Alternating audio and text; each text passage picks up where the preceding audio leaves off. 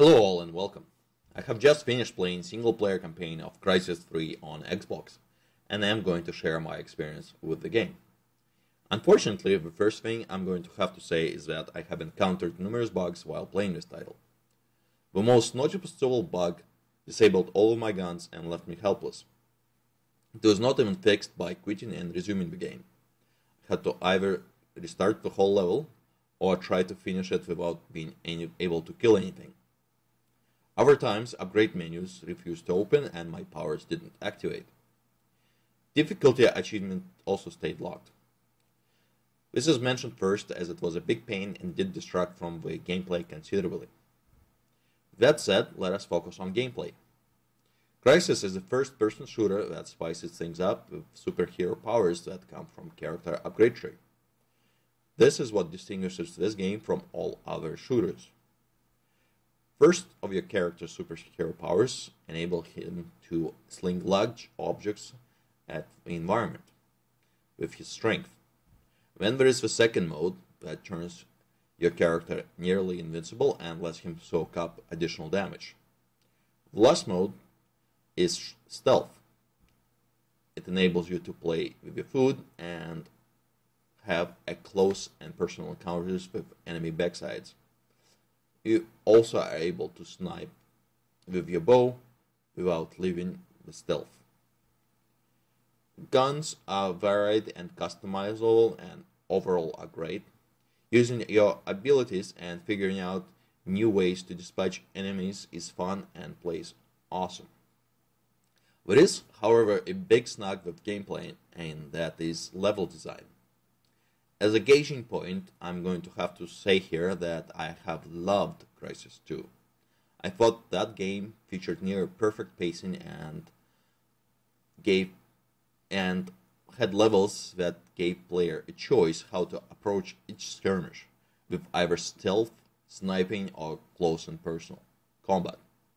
Crysis 3, however, left me disappointed. After first 3 levels, which were good tutorial sort of missions, things started to change for the worse. The last 3 levels seemed to drag on and featured big chunks of empty environments to traverse devoid of any life to shoot at.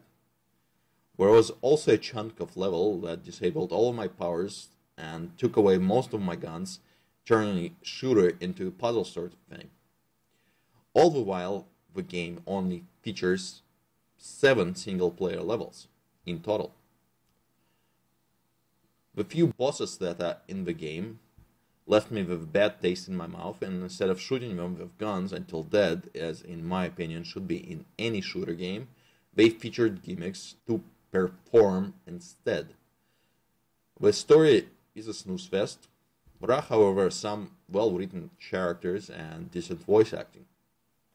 On Xbox, graphics were alright, but nothing special. On top of that, the game is extremely short. It took me about 6 to 7 hours to finish it on hardest difficulty while finding most of collectibles and taking snack breaks. This would probably be a 2 to 3 hour game without me looking for collectibles. I wouldn't mind a short blockbuster game where every moment is a cherished one. However, this is not such a game.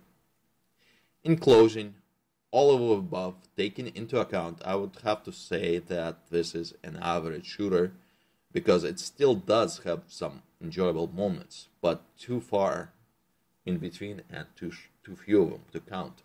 I would only recommend this game to those who have played everything else and are bored. Multiplayer could be the saving grace of this title, but I cannot comment on that as I haven't played it and I do not enjoy online multiplayer with random people. Period. Here's a fun fact for you. Multiplayer was developed by UK game studio and not original Crytek Germany. Well, thanks for listening. Take care and have fun.